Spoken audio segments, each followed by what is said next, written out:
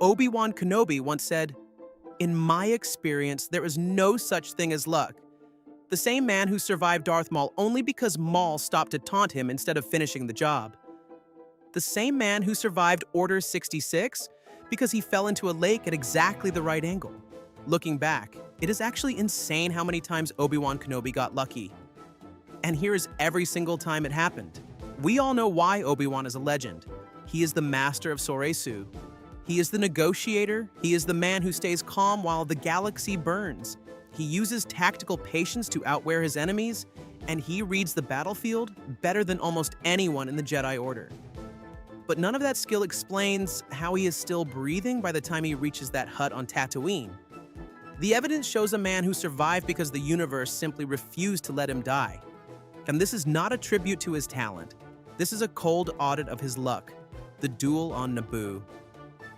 Obi-Wan is a young Padawan facing the first Sith Lord seen in a millennium. Darth Maul has already killed Qui-Gon Jinn. He has Obi-Wan hanging by his fingertips over a bottomless melting pit. Obi-Wan has no weapon. He has no footing. Maul stands above him and sparks fly from the Sith blade as it strikes the metal rim. The luck here is the ego of the opponent. Maul does not just strike. He stops to gloat. He paces. He stares down with a smirk instead of just cutting the fingers off the ledge. This delay gives Obi-Wan the 3 seconds he needs to find his focus and summon his master's blade. What if Maul ignores his own pride and slices Obi-Wan's hands from the ledge before the Jedi can even draw a breath? Obi-Wan falls into the darkness of the reactor core and dies. The Camino platform. This is one of the most quietly insane survival moments in the entire prequel trilogy. Obi-Wan is fighting Jango Fett in a torrential downpour on a slippery landing pad. Jango is the most dangerous bounty hunter in the galaxy, and he has a jetpack. Obi-Wan gets tangled in a grappling cable and is nearly dragged off the edge of the platform. He is sliding toward a 1,000-foot drop into a raging ocean. Jango fires his blasters at close range while Obi-Wan is prone and defenseless. The luck arrives when the cable snags on a heavy piece of equipment, and Jango's killing shot misses by an inch because of the wind and rain.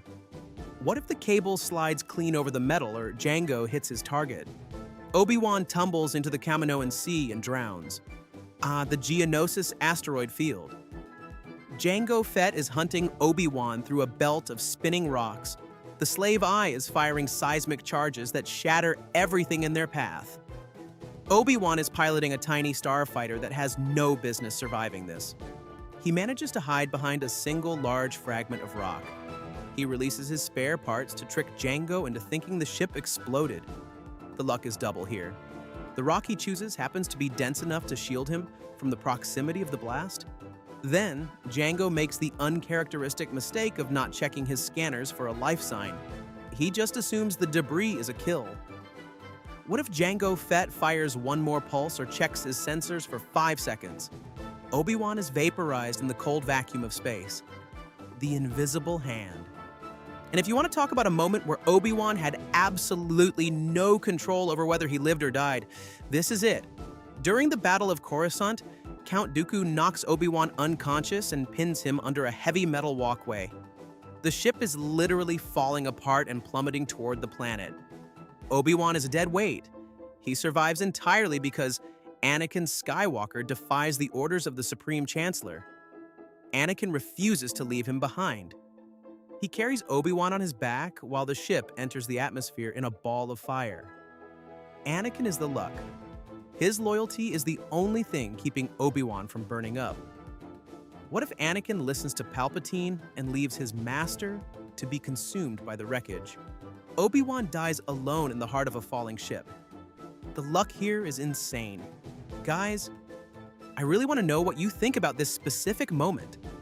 Does Obi-Wan even get credit for surviving the invisible hand when he was literally asleep for the whole thing? Is it skill, or is it just having the right friend at the right time?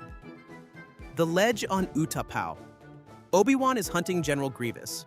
He loses his lightsaber during a high-speed chase and ends up hanging from a platform ledge yet again. Grievous is walking toward him with 4 arms and a clear intent to execute him. Obi-Wan is unarmed and vulnerable. The luck is the placement of a discarded blaster on the floor within reach of the Force. It is a weapon he hates. He calls it uncivilized, but it is the only thing that saves him from being crushed. What if the blaster is 5 feet further away or the battery is drained? Grievous reaches the edge and impales Obi-Wan through the chest. Order 66 on Utapau. This is the point where luck stops being a bonus and becomes the only reason the Jedi Order has anyone left to carry it forward. Commander Cody receives the order and a massive ATTE cannon fires directly at Obi-Wan and his mount. The explosion sends him tumbling hundreds of feet down a cliffside. He survives because he hits a deep pool of water at exactly the right angle to break his fall without killing him. The clones are professional killers, but they decide not to verify the body because the fall looks unsurvivable. Fan communities often debate if this was the Force guiding him or just pure chance. The luck of the water depth and the clones' sudden laziness is astronomical. Say, what if the water is 5 feet shallower, or a single clone scout decides to check the perimeter? Obi-Wan is executed by his own troops. The Mapuzo Fire. Years later on the planet Mapuzo, a broken Obi-Wan faces Darth Vader.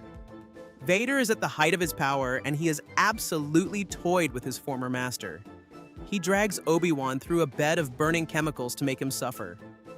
Obi-Wan is screaming in pain and has no way out. The luck comes in the form of Tala Durith. She fires a well-timed explosive that creates a wall of flame between the two combatants. This buys enough time for a droid to drag Obi-Wan away. Vader has every resource to jump through those flames, but he chooses to watch. What if Tala's blaster jams or Vader decides to end the chase right there? Obi-Wan is recaptured and tortured to death in a Sith Inquisitorium. Shot the duel on Mustafar. This is his greatest victory, and it is built on a foundation of luck. Obi-Wan uses his tactical mastery to secure the high ground. He knows he has the advantage. But the victory only happens because Anakin is blinded by his own arrogance. Anakin attempts a jump that is objectively a bad move. He assumes his power is enough to overcome a fatal tactical error. A less arrogant version of Anakin would have waited for the platform to float to the shore. He would have stayed on level ground and continued the fight. Obi-Wan's patience created the opening, but Anakin's ego walked right into it. What if Anakin takes a single breath and waits for the droid to touch the solid bank before attacking? Anakin wins the duel and Obi-Wan is cut down on the volcanic shores. So was Obi-Wan Kenobi actually the greatest Jedi of his generation? Or was he just a man the Force kept choosing, even when he had no right to still be standing? Drop a comment below and then tell me which moment should have been the end of him. Because I think the answer changes everything about how you watch these films. If you enjoyed this video, don't forget to subscribe, like, and leave a comment below. Until the next one.